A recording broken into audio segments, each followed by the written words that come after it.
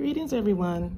My name is Patricia, and on this beautiful October morning, I would like to introduce my novel, Loving in the Offbeat. Now, I wrote this back in 2013, and it is the sequel to Living in the Offbeat. And the third book in this series is Lost in the Offbeat. So I will be reading a brief excerpt, but first, here is the description. Loving in the Offbeat. Several years have passed since Veronica met Luis at a beachside resort in the Dominican Republic. Just when they imagined life couldn't get any better, everything changes when Luis places his business above the relationship. His misstep, along with other obstacles, causes them both to question their happy existence. Will love be enough to get them through the challenges of life?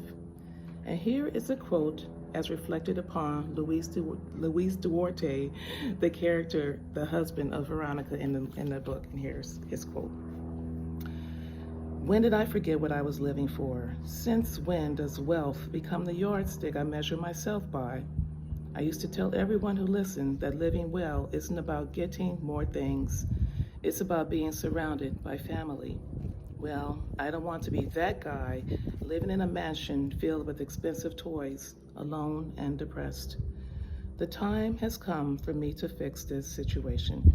Now, this is a very heart-wrenching drama. It includes romance, infidelity, everything that you would find in a romance, in an actual love story.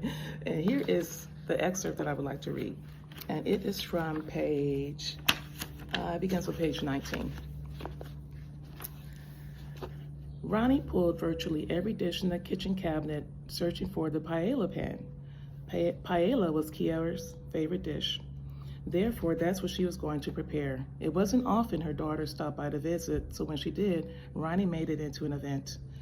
As she set the heavy skillet on the stove, Ronnie's heart was weighed down with the circumstances and conversations of the morning.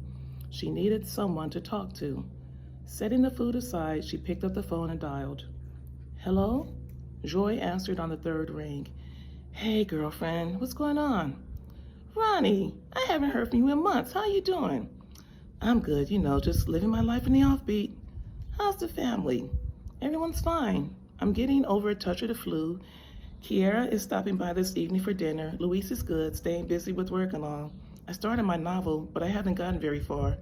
Been too busy with everything else. Girl, I understand about being busy because that's all I am. So you and Kiara have really bonded, huh? Yes, like we were never apart. That's great. Joy knew her friend well enough to realize she would eventually get to the point of the phone call. Until then, she settled for small talk. So, what are you cooking for dinner?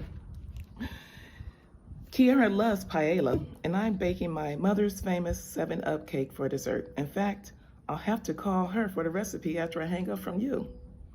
Girl, I've been planning on visiting you since you moved out there. Hopefully I'll make it there before the summer's over. Joy, I'd love for you to come visit. Just let me know when. Ronnie sighed heavily. Yeah, everybody's doing okay.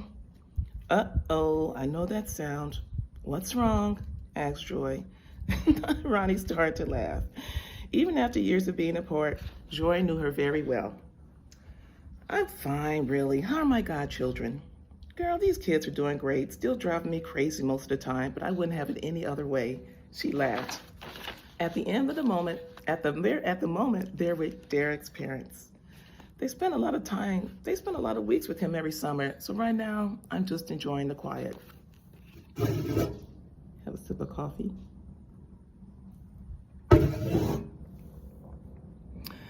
I am so happy that Derek's parents have finally connected with your children. Me too. Lord knows Maya and Trey have been through more than enough in the last few years. It's about time they can be kids again. Yeah, Cedric stops by to get them. Not as often as he used to, but they still call him daddy. Well, he is the only daddy they've ever known. Ronnie, girl, I miss him so much. But I guess after 3 years, it's got to be time to move on. It is hard letting go of someone you once loved, but like you said, it is time to move on. Has he? Who? Cedric? Girl, yeah, he's messing around with some woman. I try my best to not keep track of what's going on in his life. I hear you, girl. After me and Derek got divorced, The last thing I wanted to hear about was how happy he was without me. There was many a night I wanted to do a drive-by and throw a Molotov cocktail right on their lawn, Ronnie chuckled. On yours too, come to think of it. I know I probably deserve that and more, but I am so happy we are still friends. There aren't many women who would have been as forgiving as you. Trust me, Joy, it wasn't easy. Well, the only good thing that did come from my indiscretion was my kids. Joy paused, remembering the pain. I guess what they say about time healing all wounds is true. Having Luis in my life also helped me move on. It also doesn't hurt that Derek is no longer living. Ronnie, I don't want to speak ill of the deceased, but that man was something else. Yeah, that's true. But calling on the awesome power of forgiveness does tend to take the edge off of hating someone. Ronnie recalled how many years it took for her to forgive Derek. It was quite a few. Amen. And speaking of forgiveness, Maya and Trey picked up a few half-brothers and sisters, a couple of new grandparents, and a slew of aunts, uncles, and cousins in the process. Well, tell them Auntie Ronnie sends lots of hugs and kisses. I will. Joy paused and asked, now girlfriend, tell me what's really up with you. And that concludes the excerpt from Loving in the Offbeat. Like I said, this includes all types of romance, real life situations, all type of relationships. So get your copy today on Amazon. It's available in paperback and ebook.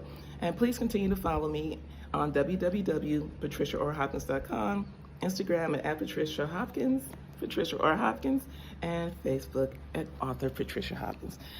I just want to say thank you all so much for watching my videos and continuing to support me. It makes all the difference in the world to know that there's people out there supporting me. I really appreciate it. This journey as an author is long and it's lonely, but it's also fun. So thank you all once again. Peace.